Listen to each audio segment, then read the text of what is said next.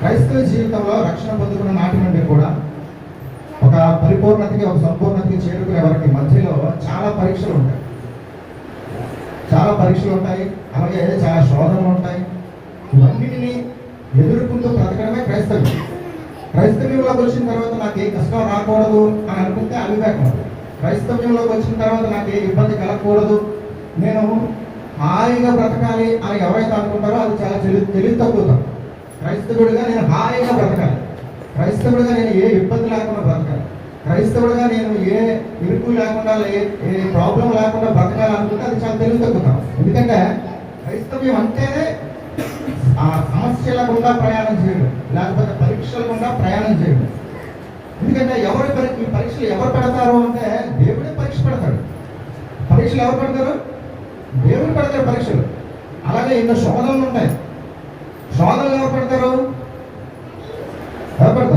అపవాది పెడతారు శోధన. పరీక్షలు దేవుడు పెడతారు. గుర్తుపెట్టుకోండి, శోధన అపవాది పెడతారు. కాబట్టి వాటన్నిటినీ జయిస్తూ బ్రతకడమే క్రైస్తవం. ఇర్మియా గ్రంథం, ఇర్మియా 17వ అధ్యాయము 10వ వచనం. 17వ అధ్యాయం 10వ వచనం. కానీ ప్రవర్తన బట్టి వారి క్రియల ఫలము చొప్పున ప్రతికారము చేయటకు యెహోవా నేను హృదయమును పరిశోధించువాడను, అంతరింద్రియములను పరీక్షించువాడను. ఆయన ఏమని చెప్పుకుంటారంటే హృదయమును పరిశోధించువాడట, అంతరింద్రియములను పరీక్షించువాడు. హృదయమును పరిశోధించువాడు. ఆయన హృదయాలను పరిశోధిస్తాడు. అంతరింద్రియములలో ఏముందో ఆయన పరీక్ష చేస్తాడు. అందువల్ల ఈ పరీక్షించినప్పుడు మనకి ఇబ్బందులు ఎదురవుతాయి, మనకి కొన్ని సమస్యలు వస్తాయి క్రైస్తవుగా. ఎందుకంటే ఆయన పరీక్షలో మనం గెలవాలి. ఆయన పరిశోధించేటప్పుడు మనం నిలబడాలి. అది క్రైస్తవ జీవితానికి చాలా ప్రాముఖ్యం. ఇతరులకైతే అలాంటి పరీక్షలే ఉండవు, పరిశోధనలే ఉండవు. వారు ఇష్టం వచ్చినట్టుగా బ్రతకొచ్చు, వారు ఇష్టం వచ్చినట్టుగా జీవించవచ్చు. ఉదయాన్నే లేచినప్పటి నుండి రాత్రి పడుకునేంత వరకు కూడా హద్దులు లేకుండా బ్రతకొచ్చు, హద్దులు లేకుండా ఇష్టం వచ్చినట్టు. కానీ క్రైస్తవులు కాదు, దేవుని పరీక్షలో నిలబడాలి. ఎన్ని పరీక్షలు పడతాడు అని లేదు. ఈ విశ్వాసకి ఎన్ని పరీక్షలు పడతాడు, ఈ విశ్వాసకి ఇన్ని పరిశోధనలు ఉంటాయి అని ఏం లేదు. అన్లిమిటెడ్. నువ్వు రక్షణ పొందుతున్నది దగ్గర నుండి కూడా చనిపోయేంత వరకు, ఈ లోకాన్ని విడిచిపెట్టి వెళ్ళిపోయేంత వరకు కూడా పరీక్షలు ఎదురవుతూనే ఉంటాయి. పరీక్షలు లేని విశ్వాస జీవితం మరి అది పెద్దగా అంటే ఉప్పు లేనటువంటి కూరలండి. ఉప్పు వేసుకోకుండా మనం తిరగలమా? ఉప్పు లేకుండా తింటారా ఎవరైనా? ఉప్పు లేకుండా తినాలి ఎవరైనా ఉన్నారు ఇక్కడ? ఉప్పు కారం ఇవన్నీ వేసుకుంటేనే మనకి రుచిగా ఉంటుంది. అంతేగాని అలా ఉడకబెట్టుకొని అలా తినేసాం అనుకోండి, తినలేం. ఎంత చికెన్ అయినా మటన్ అయినా సరే అన్నీ కలిపితేనే తీసుకోండి. అలాగే విశ్వాస జీవితం ప్రాముఖ్యంగా పరీక్షల గుండా ప్రయాణం చేస్తూ ఉండాలి. ఒక్కొక్కరికి ఒక్కొక్క పరీక్ష ఉంటుంది, అందరికీ ఒకే విధమైన పరీక్షలు ఉంటాయని కూడా నేను చెప్పను. అందరికీ ఒకే విధమైన పరిశోధన ఉంటాయని కూడా నేను చెప్పను. ఎందుకంటే వారి యొక్క విశ్వాస పరిమాణాలను బట్టి, వారి యొక్క పద్ధతిని బట్టి, వారు బ్రతుకుతున్న విధిని బట్టి, వారు జీవిస్తున్న ఆ దీన్ని బట్టి వారికి పరీక్షలు ఎదురవుతూ ఉంటాయి. ఆ పరీక్షల్లో పాస్ అయితేనే మనము క్రైస్తవ జీవితాన్ని గెలిచినట్లుగా, పరిపూర్ణతలోనికి వెళ్ళినట్లుగా. దేవుడు అనేక పరీక్షలు పెడుతూ ఉంటాడు. ఆయన పేరు హృదయ పరిశోధకుడు, అంతరింద్రియములను పరీక్షించేవాడు. రెండుకి మోస, బంగారానికి అయితే కొలిమి, హృదయానికి పరీక్ష. కానీ ఈ పరీక్షలు ఎవరు పడితే వాళ్ళు పెట్టరండి. ఎవరు పెడతారంటే దేవుడే పెడతాడు ఈ పరీక్ష. అందుకనే హృదయ పరిశోధకుడు యెహోవాయే, హృదయాన్ని పరీక్షించేవాడు యెహోవాయే. ఈ మధ్య అనేక మంది పెడతారు. ఇశ్రాయేలీయులకు కూడా పెట్టాడు పరీక్ష. ఆయన ఇశ్రాయేలీయులకు కూడా ఏం పరీక్ష పెట్టాడంటే, ఒకసారి న్యాయాధిపతుల గ్రంథం చూడండి. న్యాయాధిపతుల గ్రంథం 3వ అధ్యాయము 4వ వచనం. 3వ అధ్యాయము 4వ వచనం. అది చివర లాస్ట్ లో చూద్దాము. 4వ వచనంలో చివర యెహోవా అని చూద్దాం. యెహోవా మోషే ద్వారా పితరులకు ఇచ్చిన ఆజ్ఞలను వారు అనుసరింతురో లేదో తెలుసుకున్నట్లు ఇశ్రాయేలును పరిశోధించుటకై ఆ జనములను ఉండనిచ్చెను. అంటే దేవుడు పరిశోధిస్తాడు, వీరు నా మాటలు వింటారా లేదా. ఇశ్రాయేలును పరీక్షించడానికి, ఇశ్రాయేలును పరీక్షించడానికి, పరిశోధించడానికి ఎవరిని ఉండనిచ్చాడు అక్కడ? ఆ చుట్టుపక్కల ఆ పైన ఉంటదండి, పైన ఉంటది. ఇశ్రాయేలు తరముల వారికి అనగా పూర్వం ఆ యుద్ధములను ఏమాత్రమో చూడని వారికి యుద్ధము చేయ నేర్పినట్లు యెహోవా ఉండనిచ్చిన జనములు ఇవి. ఏంటవి? ఫిలిస్తీన్ల 5 శతారుల జనులను, కనానీయులందరూ, సీదోనీయులను, బయల్ఫెర్మోను మొదలుకొని హమాతులకు పోవు మార్గం వరకు లెబానోను కొండలో నివసించు హివ్వీయులను, వీళ్ళందరూ కూడా కనానీ దేశంలో ఉన్నారు. అనేక మందిని వెళ్ళగొట్టేశారు ఇశ్రాయేలు అందరూ కూడా. ఇశ్రాయేలు అందరూ వెళ్ళగొట్టారు, కానీ కొంతమందిని మాత్రం వెళ్ళగొట్టలేకపోయారు. కొంతమందిని వెళ్ళగొట్టలేకపోతే వాళ్ళు ఆ వారి మధ్యలోనే ఉన్నారు. కనాను దేశంలో ఇశ్రాయేలు స్వాస్థ్యములో ఈ ప్రాంతాల్లోనే ప్రతి ఒక్క గోత్రం యొక్క స్వాస్థ్యంలో కూడా కొంతమంది అన్ని జనులు జీవించారు. ప్రతి ఒక్క గోత్రంలో కూడా. అంటే వాళ్ళని ఎందుకు ఉండనిచ్చాడంటే వాళ్ళు వెళ్ళిపోకుండా ఉండిపోవడానికి కారణం ఏంటంటే దేవుడే ఉండనిచ్చాడు వాళ్ళని. అంటే ఇశ్రాయేలీయులు నా మాటలు అనుసరించి జీవించుదరో లేదో, జీవిస్తారో లేదో అని. కాబట్టి ఇశ్రాయేలీయులు చూడండి అక్కడ మాట, యెహోవా మోషే ద్వారా తమ తండ్రులకు ఇచ్చిన ఆజ్ఞలను, అంటే దేవుడు వారికి ఇచ్చిన ఆజ్ఞలని వారు అనుసరించి జీవిస్తారో లేదో తెలుసుకోవడానికి వారిని ఉండనిచ్చారు. వారిని ఉండనిస్తే వాళ్ళు అందరికి ఏమైందంటే వాళ్ళు ఉండలేకపోయారు. దేవుని మాటలు వినలేదు, వారితోనే కలిసిపోయారు. అలాగే మన జీవితంలో కూడా చాలా కొన్ని సమస్యలు ఉండనిస్తారు దేవుడు. కొన్ని ఇబ్బందుల్ని ఎప్పటికీ తీసి మనం అనుకుంటూ ఉంటాం, ప్రార్థన చేస్తూ ఉంటాం ఎక్కువగా, ఈ సమస్య తొలగిపోవాలి, ఈ ఇబ్బంది తొలగిపోవాలి, ఈ ప్రాబ్లం దూరం అయిపోవాలని అనుకుంటూ ఉంటాం. కానీ కొన్ని ఉంటూనే ఉంటాయి. ఎందుకంటే దేవుడు పరీక్షిస్తున్నాడు. మనం ఎప్పుడు కూడా ఆ పరీక్షను, మన క్రైస్తవ యొక్క మెంటాలిటీ ఎలా ఉంటుంది అంటే, సగటు క్రైస్తవ యొక్క ఉద్దేశం ఎలా ఉంటాయంటే దేవుని పరీక్షకు దూరం అవ్వాలని చూస్తారు. దేవుని పరీక్షలో నిలబడాలి, దేవుడు పెడుతున్న ఆ పరీక్షలో లేకపోతే ఆ పరిశోధనలో నేను గెలుపొందాలి, నేను నిలబడాలని అనుకోరు. ఎక్కువగా ఏమని ప్రార్థన చేస్తారంటే ఈ సమస్య తీసివేయి, ఈ ప్రాబ్లం తీసివేయి, నేను పరీక్ష ఉండలేను, నీ పరీక్షలో ఉండలేని అంటారు చాలా మంది. పరిశోధనలో నిలబడలేని అంటారు చాలా మంది. పరీక్ష నా వల్ల కాదంటారు చాలా మంది. ఈ పరీక్షని తొలగించేవారు. కానీ పరీక్షలో లేకపోతే మాత్రం ఇంకేముందండి, విలువ ఉంది. పరీక్షలు లేకపోతే చాలా మందికి పరీక్షల్లో ఉండడం ఇష్టం ఉండదు, దేవుని పరిశోధనలో ఉండడం ఇష్టం ఉండదు.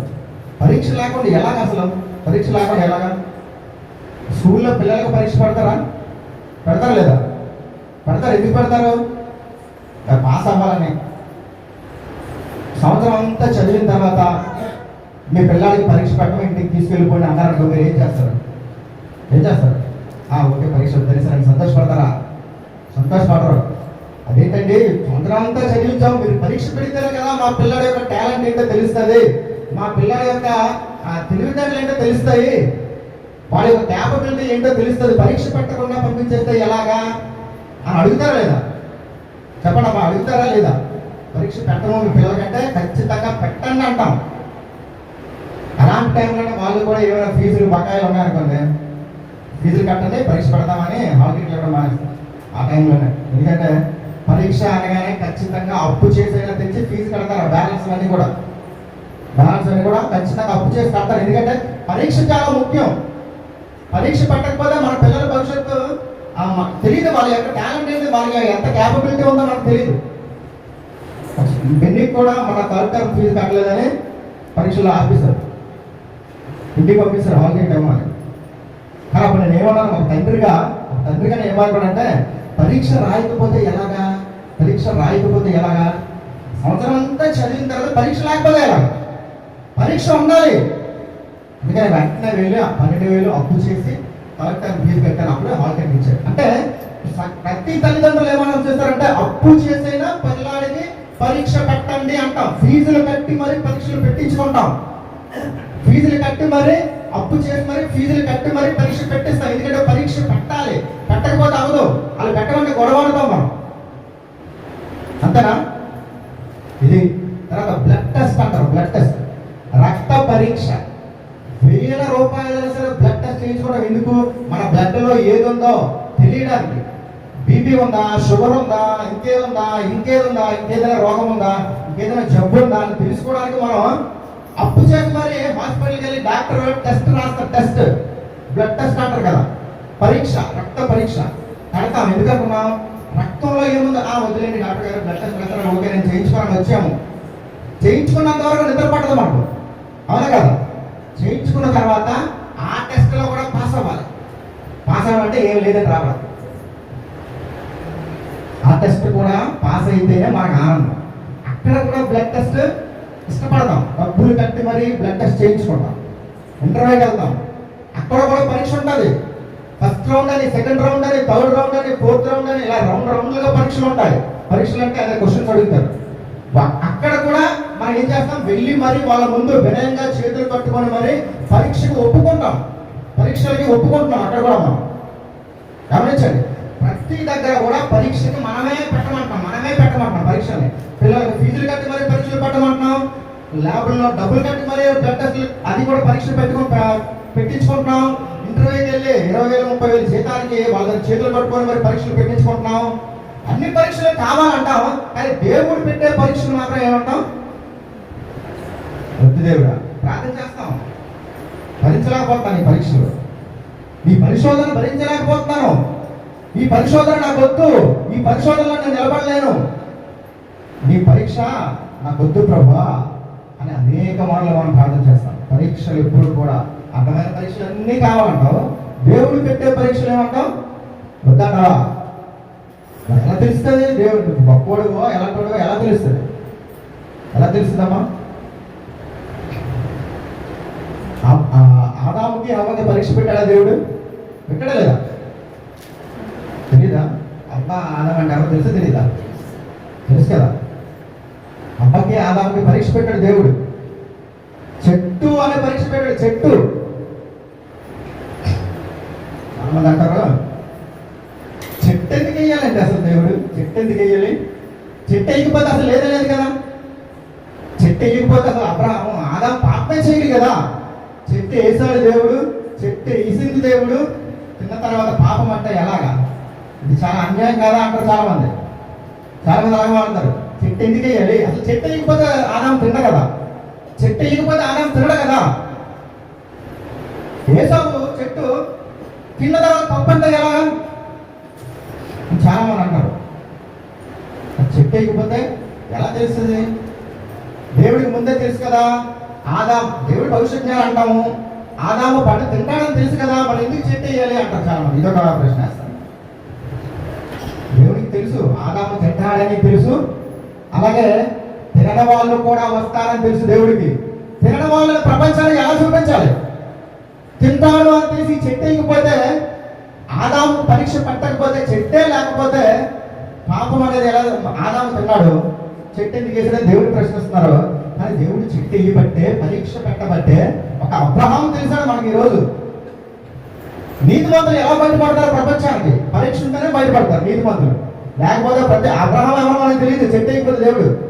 అబ్రహాం ఎవరో తెలియదు, ఇస్సాక్ ఎవరో తెలియదు, దావీదు అంటే ఎవరో తెలియదు మనకి, మోషే అంటే ఎవరో తెలియదు, ఒక దానియేలు అంటే ఎవరో తెలియదు. నీతిమంతులు అంటే ప్రపంచానికి తెలియకుండా పోదురు.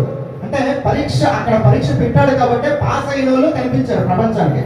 పాలన పాస్ అయ్యారా, మోషే పాస్ అయ్యారా, అలా మనం బ్రతకాలి, దానియేలు పాస్ అయ్యాడు అలా బ్రతకాలి అని నీతిమంతుల ప్రపంచానికి బయలుపరచడానికి దేవుడు పరీక్ష పెట్టాడు.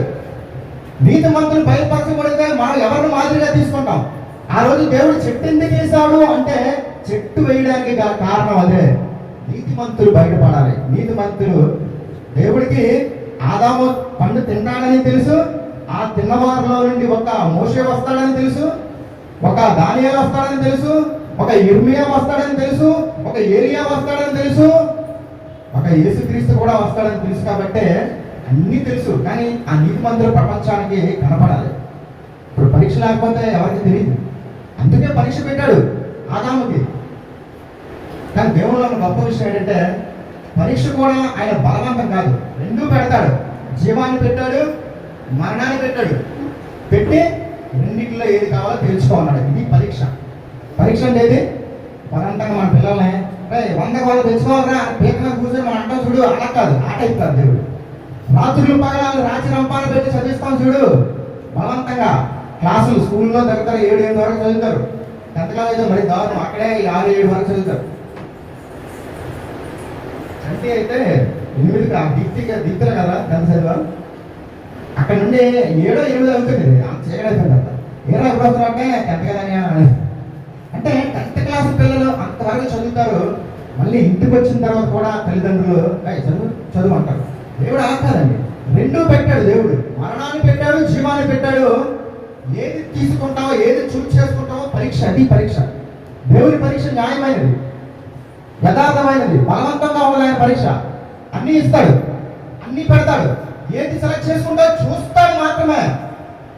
పిల్లలకి చూడండి, బైబిల్ పెడతాం, డబ్బులు పెడతాం, కత్తి పెడతాం, అంటే తిండి పెడతాం, అన్నం పెడతాం, అన్ని పెట్టి చూస్తాం.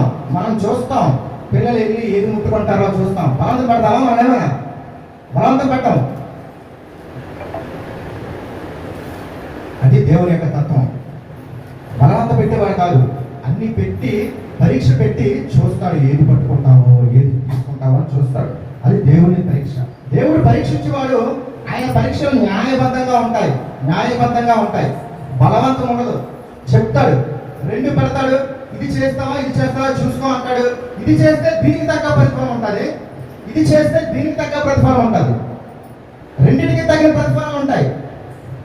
కానీ సెలక్షన్ మాత్రం నీదే, నువ్వే నిర్ణయించుకోవాలి.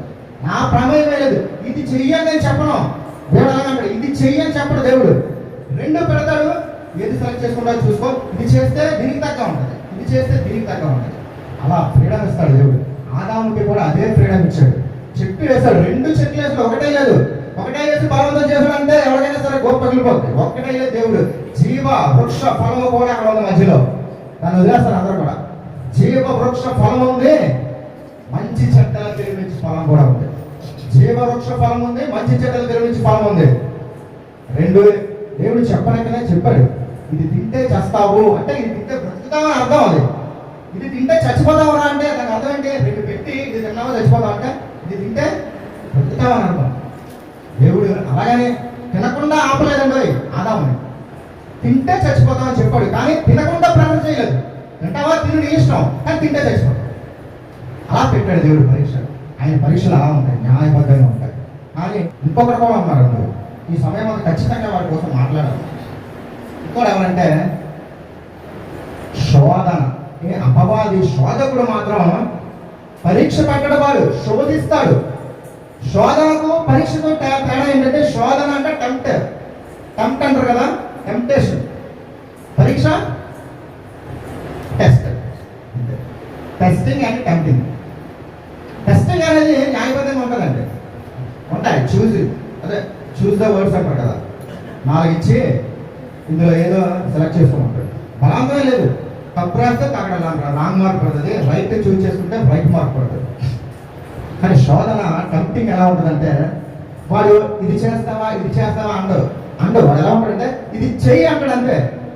అదే శోధన. పరీక్ష ఇది చేస్తావా అది చేస్తావా సెలెక్ట్ చేస్తూ ఉంటుంది. కానీ శోధన ఇది చెయ్యి అని కూర్చుంటాడు, ఇది చెయ్యి అంటాడు. చూడండి ఒకసారి మత్తయి సువార్తలో,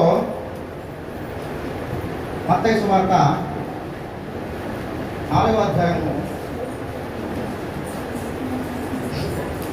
మత్తయి సువార్త 4వ అధ్యాయము 3వ వచనం నుంచి చదువుదాం. ఆ శోధకుడు ఎవరంట? ఇందాక దేవుడి గురించి ఏం చూసాం? హృదయ పరిశోధకుడు, పరీక్షించేవాడు. ఈడెవడు? ఆ శోధకుడు, శోధకుడు. ఆ పేరు శోధకుడు. వచ్చి ఇది ఎలా ఉంటుందంటే, ఈ పరిస్థితి అంతా ఎలా ఉంటుందంటే, చేస్తావా చేస్తావా. ఇక్కడ యేసుప్రభు దగ్గరికి వచ్చి ఏమంటాడు? ఆ శోధకుడు వచ్చి, నీవు దేవుని కుమారుడు అయితే ఈ రాళ్ళు రొట్టెలు ఆజ్ఞాపించమని ఆజ్ఞాపిస్తావా లేదా, తింటావా లేదా, రొట్టెలు రాళ్ళుగా చేసుకుంటావా లేదా, నీ ఇష్టం కాదా. ఆజ్ఞాపించు. రాళ్ళను రొట్టెలు అగినట్లు ఆజ్ఞాపించు. హృదయంలో డైరెక్ట్ గా పెట్టేస్తారు ఒక పాయింట్. అది వాడు పద్ధతులు అలా ఉంటాయి. ఆజ్ఞాపించు అన్నాడు, చెయ్యి అన్నాడు, చేస్తావా లేదా అంటాడు. తర్వాత 6వ వచనం, అందులో 6వ వచనం, నీవు దేవుని కుమారుడు అయితే క్రిందికి దుముకుము. దూకు దూకు అంటాడు, అంతే ఒకటే మాట. దూకు అంటాడు, ఆజ్ఞాపించి అంటాడు, తిను అంటాడు, డైరెక్ట్ అనమాట. టెస్టింగ్ ఏ ఉండదు, టెంప్టేషన్ ఇంకా టెంప్ట్ చేస్తాడు. ఆయనతో పరిస్థితులన్నీ కూడా అలా ఉంటాయి. డైరెక్ట్గా ఆలోచనను తీసుకొచ్చి హృదయంలో పెట్టేస్తాడు, పాపపు ఆలోచన. దేవుడైతే అలా కాదు, రెండు పెట్టి ఏదో చూసుకో, ఏది కావాలో సెలెక్ట్ చేస్తాడు. కానీ అపవాది శోధకుడు ఏం చేస్తాడంటే ఆలోచన తిన్నగా తీసుకొచ్చి అడ్డపడతాడు, మనం హృదయంలో పెట్టేస్తాడు, మన ఇంట్లో పెట్టేస్తాడు. దాన్ని బట్టి మనం ఏం చేస్తామంటే చేసేస్తాం. చూడండి అంత ప్రమాదము. అంటే శోధకుడి దగ్గర చాలా జాగ్రత్తగా ఉండాలి. యోహాను సువార్త 13వ అధ్యాయము. యోహాను సువార్త 13వ అధ్యాయము 2వ వచనం. వారు భోజనం చేయించుండగా ఆయన అప్పగింపగలని సీమోను కుమారుడు ఇస్కరియోతు యూదా హృదయములో అపవాది ఇంతకు ముందు ఆలోచన పుట్టించాడంట. పుట్టించేస్తాడు డైరెక్ట్ గా. ఇస్కరియోతు యూదా హృదయంలో ఆలోచన పుట్టించాడు. అదే టెస్టింగ్ తీసుకెళ్ళే ఉండదు, డైరెక్ట్ గా ఆలోచన తీసుకెళ్ళి ఏం చేస్తాడు, పెడతాడు, చెయ్యి అంటాడు, అంతే. అది చేసావో నీ పక్కన నువ్వే కొని తెచ్చుకున్నట్టు. తీసుకొచ్చి డైరెక్ట్ గా తీసుకొచ్చి పెట్టేస్తాడు నీ ముందు. సినిమా టికెట్ తీసుకొచ్చి పెడతాడు, వెళ్తావా ఇల్లు అంటాడు. ఎవరు అసలు చిన్నగా తీసుకొచ్చి కొత్త సినిమా టికెట్ రా వెళ్దాం, కొత్త సినిమా టికెట్ వెళ్దాం అంటాడు. ఫ్రెండ్స్ నాకు చాలా మంది టికెట్లు ఇస్తున్నారు, కొత్త సినిమా రాగానే తెలిసి చాలా మంది కొంతమంది టికెట్ ఉంది వస్తావా అంటారు. టికెట్ ఏమి అంటారు, మనం వెళ్ళం కదా అంటే చిన్నగా తీసుకొచ్చి మన ముందు పెడతారు. చిన్నగా మందు గ్లాస్ తీసుకొచ్చి ముందు పెడతారు. మందు గ్లాస్ మందు అలవాటు అయితే అందరూ ఒకటే శోధన కానట్టు, ఒక్కొక్కరు ఒక్కొక్క రకమైన శోధన. చిన్నగా మందు గ్లాస్ తీసుకొచ్చి పక్కన పడతారు, తాగు అంటారు. సినిమా టికెట్ తీసుకొచ్చి పక్కన పడతారు, తాగు అంటాడు. మంచి అమ్మాయిని తీసుకొచ్చి ముందు పెడతాడు, చూడు అంటాడు. మంచి అబ్బాయిని తీసుకొచ్చి ముందు పెడతాడు, చూడు అంటాడు. శోధన ఇంకా టెస్టింగ్ ఏముంటుందని చెప్తున్నాడు కదా, చిన్నగా తీసుకొచ్చి పడతాడు. ఆ యోగా హృదయం అంట ఆలోచన పుట్టించాడంట. అంటే పుట్టించాడంటే అర్థం ఏంటి, పెట్టేశాడు. ఏదైనా అప్పగించాడు, పెట్టేశాడు. ఇంకా ఏం చేస్తుంది, చిన్నగా తీసుకెళ్ళి అప్పగించాడు. మరి అప్పగిస్తావా లేదని అడిగాడు అనుకో, యోగా అందుడేమో, లేదు ఆయనతో ఉంటున్నాను కదా నేను ఎలాగ అప్పగిస్తాను అందుడేమో. కానీ చిన్నగా తీసుకొచ్చి కంప్యూటర్లో చిప్ పెట్టినట్టు పెట్టేస్తే అంటే ఎవరు కాదంటాడండి, ఎవరికి కూడా అవకాశం ఇవ్వడు. అందుకనే అపవాది దగ్గర మనం చాలా జాగ్రత్తగా ఉండాలి. ఇంకో మాట చూద్దాం, ఇంకో మాట ఎలాంటి పనులు చేస్తారో ఒకసారి. దావీదు గారికి కూడా, దావీదు మొదటి దినవృత్తాంతం కూడాను, దినవృత్తాంతం మొదటి 21వ అధ్యాయము 21 ఫస్ట్ నుంచి చదవండి.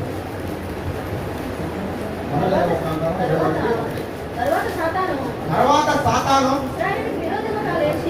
ఇశ్రాయేలుకు విరోధముగా లేచి ఇశ్రాయేలును లెక్కించుటకు దావీదును ప్రేరేపింపగా. ఏం ప్రేరేపింపాడు, ఇశ్రాయేలుకు విరోధంగా లేచి ఇశ్రాయేలును లెక్కించడానికి దావీదును ప్రేరేపించాడంట. అంటే చిన్నగా మైండ్ లో తీసుకొచ్చి లెక్కెట్టించు అన్నాడు. వెంటనే ఇంకా ఏం లేదు, ఇంకా ఎదురుగా కడదాం ఏం చేయలేదు. ఆలోచన తీసుకొచ్చి హృదయంలో పెట్టగానే వెంటనే యోవాబును పిలిచి, యోవాబు బేతేలు దాని నుండి బెయేర్షెబా వరకు, అంటే దాని అంటే ఆ చివర, బెయేర్షెబా అంటే ఈ చివర, దాని నుండి బెయేర్షెబా వరకు నాకు పెట్టేశాడు. ఇప్పటికీ యోవాబు అంటాడు ఎందుకు అంత అవసరమే ఉంది, ఇంకా దేవుడే కదా లెక్క, ఆయన కదా అంతా చూసుకుంటే. లేదు మరి రాజు చెప్తే ఎనకపోతే తెలుసు కదా, రాజు తలుచుకుంటే దెబ్బలకి కొద్దిగా కాదుకూడదు అన్నామంటే 2 దెబ్బలు వేస్తాడు. కాబట్టి తప్ప తెలిసిన యోవాబు వెళ్తాడు. చిన్నగా తీసుకొచ్చి అపవాద ఆలోచన పెట్టించడం వల్ల దావీదు ఎంతో తప్పు చేశాడు, దానికి దగ్గర ప్రతిఫలం ఎంతో అనుభవించాడు. అపవాది చాలా జాగ్రత్తగా ఉండాలి మనం అందరం కూడా. అపవాది చెడ్డ ఆలోచనలు, దేవునికి వ్యతిరేకమైన ఆలోచనలు తీసుకొచ్చి మన ముందు పెడతాడు. మనల్ని శోధించడానికి కొన్ని పరిస్థితుల్ని, కొన్ని వస్తువులను తీసుకొచ్చి మన ముందు పెడతాడు. కొన్ని మనుషుల్ని తీసుకొస్తాడు, కొంత మనుషుల్ని తీసుకొస్తాడు కళ్ళ ముందుకి. చాలా ప్రమాదకరమైనది. ఆ మధ్య 10th క్లాస్ స్టూడెంట్స్ అందరూ, అంటే పూర్వపు విద్యార్థుల సదస్సులు పెడుతుంటారు. పాత స్టూడెంట్స్ అందరూ కలుసుకుంటారు, పెద్దలు అయిపోతారు, ఉద్యోగాలు వచ్చిన తర్వాత 10th చదువుకున్న అందరూ, అంటే వీళ్ళు 10th చదువు అర్థమైంది మీకు, ఓల్డ్ స్టూడెంట్స్ అందరూ కలుసుకోరు. పూర్వ విద్యార్థుల సమ్మేళనం సదస్సు అంటారు తెలుగులో. అలాంటిది పెట్టారంట. అలాంటిది పెడితే వీళ్ళందరూ పెద్దోళ్ళు పెళ్ళిళ్ళు అయిపోయింది, పిల్లలు ఉన్నారు. కానీ 10th చదివినప్పుడు మనందరం చదువుకున్నాం కదా, 10th బ్యాచ్ అందరం ఒకసారి కలుసుకుందాం, చిన్న మీటింగ్లో పెట్టుకుందాం, కొద్దిగా ఎంజాయ్ చేద్దాం అని అంటే అందరూ పిలుచుకున్నారు. అందరిని పిలుచుకొని వాళ్ళ దగ్గరికి వచ్చిన తర్వాత అందరూ సరదాగా సంతోషంగా గడిపారు.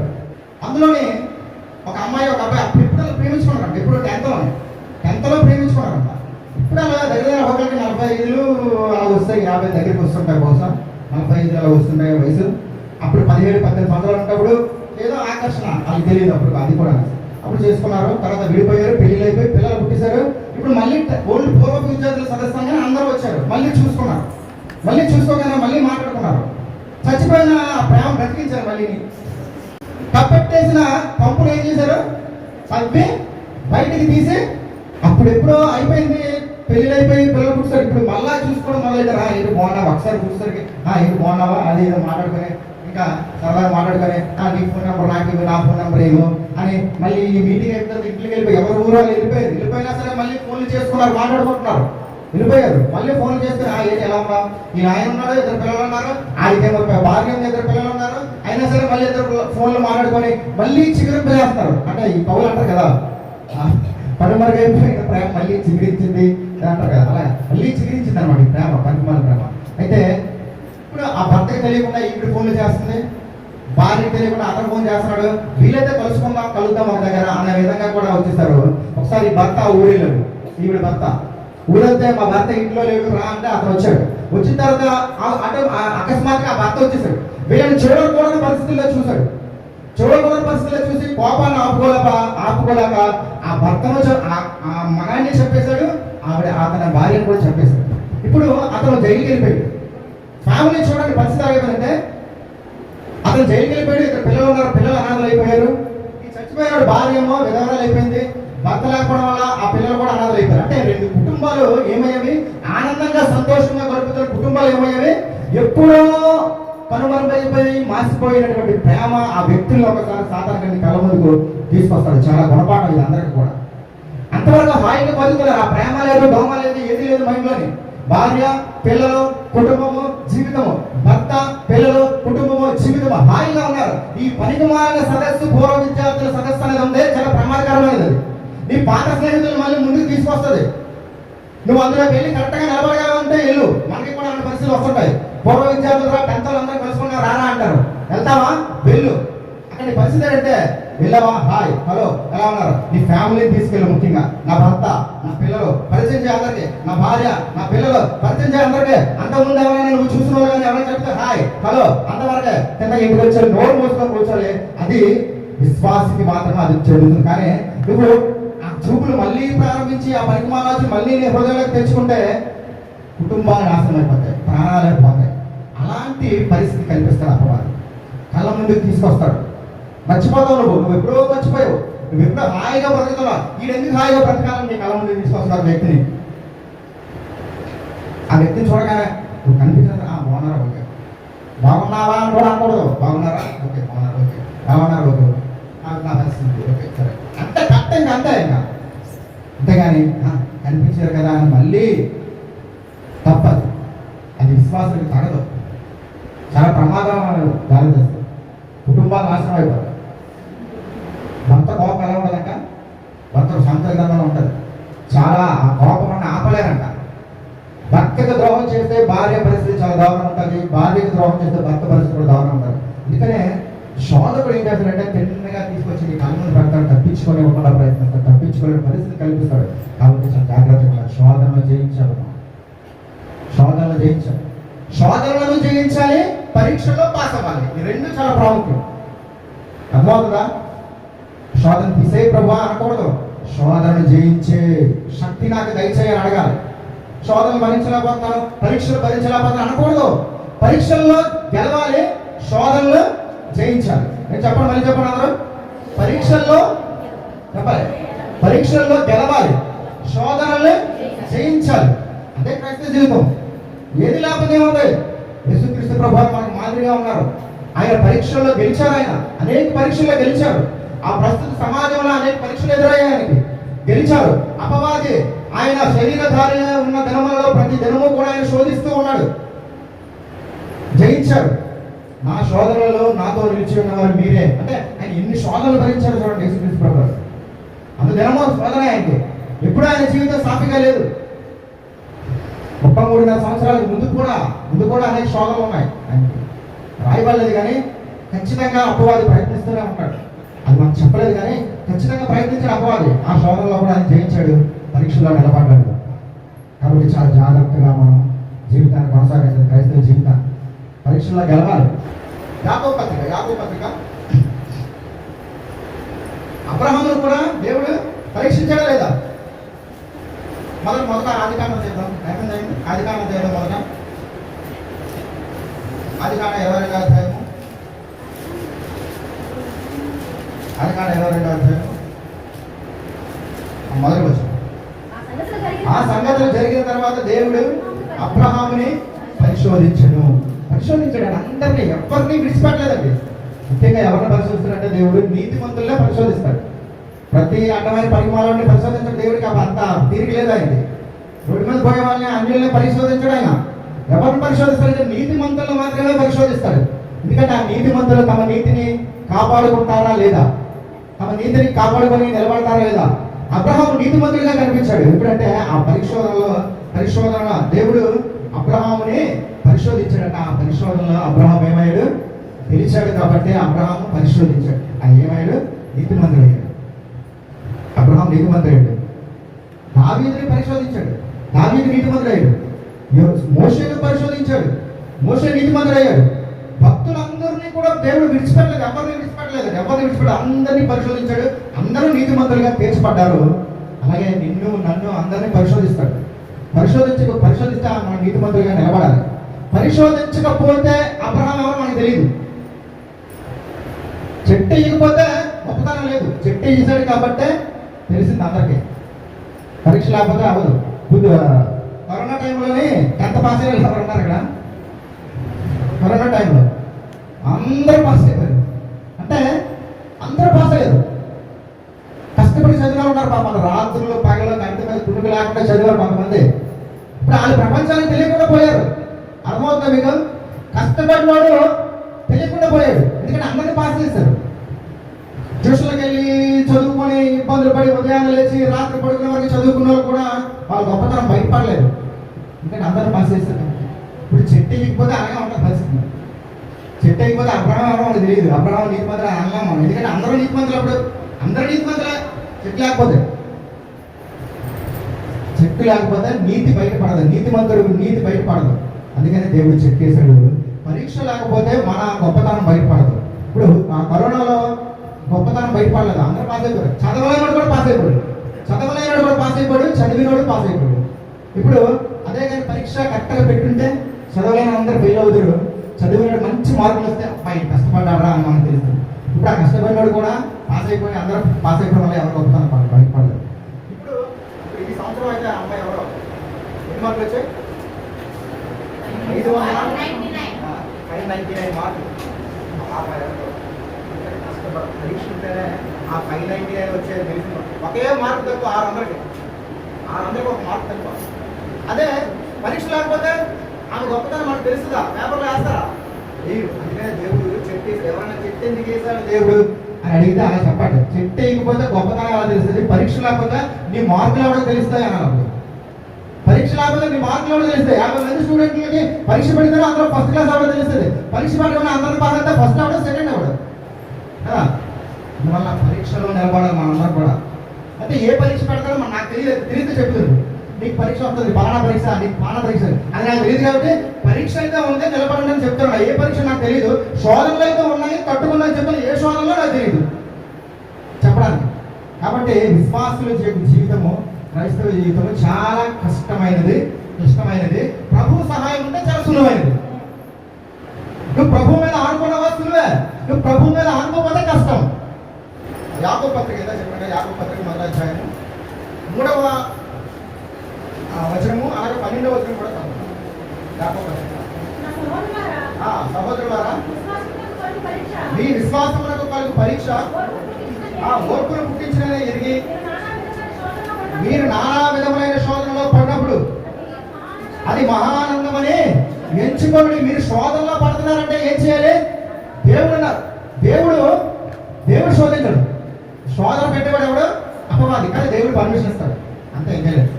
దేవుడు పర్మిషన్ ఇస్తాడు శోధించడానికి. దేవుడు పరీక్ష పడతాడు, అపవాది శోధిస్తాడు. శోధించడానికి కూడా దేవుడు పర్మిషన్ ఉండాలి. మళ్ళీ ఆయన ఇష్టం శోధించడు. కాబట్టి మీరు శోధనలో పడినప్పుడు అది మహానందమని ఎంచుకోవాలి. నేను గెలవటానికే ఈ శోధన, నేను నిలబడటానికే ఈ శోధన, నేను బ్రతకడానికే ఈ శోధన, నా నీతి బయలుపడటానికే, దేవుడి ముందు నేను నీతిమంతుడుగా బయలుపడటానికే, నిలబడటానికే నాకు ఈ శోధన అని మహానందమని మీరు ఎంచుకోవాలి. అంత 12వ శోధన సహించేవాడు ధన్యుడు, అతను శోధనకు నిలిచిన వాడై ప్రభువు తను ప్రేమించే వారికి వాగ్దానం చేసిన జీవ కిరీటము పొందును. శోధన సహిస్తే ధన్యుడట. ఎలాంటి ధన్యత్వం అది? జీవ కిరీటాన్ని పొందుకునే ధన్యత్వం. డైరెక్ట్ అన్నమాట. ఇంకా మధ్యలో ఏం లేవు. డైరెక్ట్ గా కిరీటం తెచ్చేయబడి నెత్తి పెడతారు. ఇంకా రౌండ్లు, ఫస్ట్ రౌండ్, సెకండ్ రౌండ్లే లేవు. శోధనలో సహిస్తే జీవ కిరీటాన్ని తెచ్చి నీ తలవారు. అది శోధనలో జయించాలి. ఒకసారి అంత చీకటి కనిపిస్తుంది, నా బతుకు ఇంకా అంతే, ఇప్పుడు ఈ కష్టాలే, ఇప్పుడు ఈ ఇబ్బందులే, ఇప్పుడు ఇలాగే ఉంటుంది నా బతుకు అని అనుకుంటాం. కానీ ఎదురు చూడాలి. ఆ శోధన సహిస్తేనే మనకి జీవగిరి. అర్థమైందండి? అర్థమైన అందరూ చెప్పండి. శోధనలు సహిస్తూ, పరీక్షల్లో జయిస్తూ, శోధన సహించుకుంటూ మనం ధన్యులుగా ఉండాలని కోరుకుంటూ ఈ కొద్ది మాటలు ముగిస్తాం.